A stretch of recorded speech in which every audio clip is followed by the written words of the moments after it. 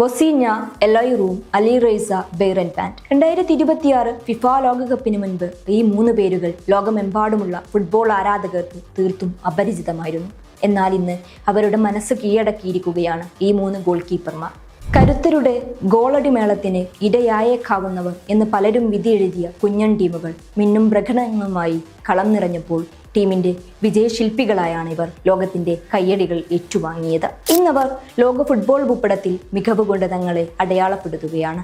അതിൽ മുൻപന്തിയിലുള്ളത് ലോകകപ്പിൽ കളിക്കുന്ന ഏറ്റവും കുഞ്ഞൻ രാജ്യമെന്ന ഖ്യാതിയുമായി അരങ്ങേറിയ കേപ്പ് വെർദെയുടെ ഗോൾ കീപ്പർ വൊസീഞ്ഞയാണ്. ഇന്നൊട്ടും പരിചയപ്പെടുത്തലുകൾ ആവശ്യമില്ലാത്തൊരാൾ. വിശ്വവേദിയിലെ തന്റെയും ടീമിന്റെയും ആദ്യ മത്സരത്തിൽ കരുത്തരായ സ്പെയിനിനെ വിറപ്പിച്ച് നിർത്തി അയാൾ. അന്ന് ആരാധകരെ വിസ്മയിപ്പിച്ച് ആ 40-കാരൻ ഒരു പതർച്ചയുമില്ലാതെ തന്റെ ടീമിന്റെ വല കാത്തു.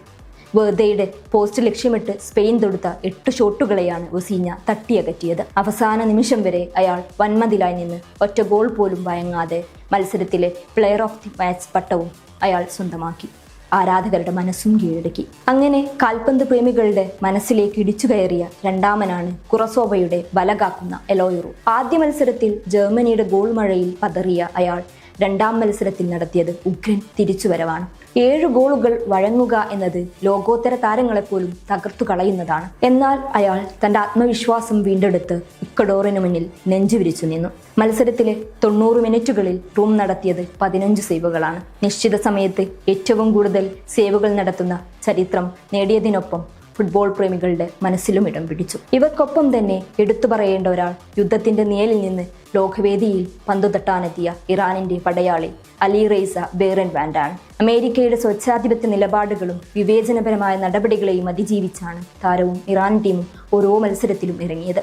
ഇതുവരെ കളിച്ച 2 മത്സരങ്ങളിലും അലിറേസ മിന്നും പ്രകടനമാണ് നടത്തിയത്. ആദ്യ കളിയിൽ ന്യൂസിലാൻഡിനെതിരെ 2 ഗോൾ വഴങ്ങിയെങ്കിലും 6 സേവുകളാണ് നടത്തിയത്. രണ്ടാം മത്സരത്തിലും താരം തന്റെ മികവ് ആവർത്തിച്ചു. ശക്തരായ ബെൽജിയം എതിരാളികളായെത്തിയപ്പോൾ ഒരു പന്ത് പോലും തന്റെ വലയിലെത്താൻ അയാൾ അനുവദിച്ചില്ല. മാത്രമല്ല തനിക്ക് നേരെ വന്ന 7 ഷോട്ടുകളാണ് അലിറേസ തട്ടിയകറ്റിയത്. അമേരിക്കയിലെ മത്സരങ്ങൾക്ക് മണിക്കൂറുകൾ യാത്ര ചെയ്തെത്തി കളി അവസാനിച്ചയുടനെ മെക്സിക്കോയിലേക്ക് തന്നെ മടങ്ങിയാണ് അലിറേസ തന്റെ പ്രകടനങ്ങൾ നടത്തിയതെന്നും എടുത്തു പറയേണ്ടതാണ്. വമ്പൻ താരങ്ങളുടെ പ്രകടനങ്ങൾ പ്രതീക്ഷിച്ച് കളി കാണാനെത്തിയവരുടെ മനസ്സ് നിറക്കുകയാണ് ഈ 3 പേരും.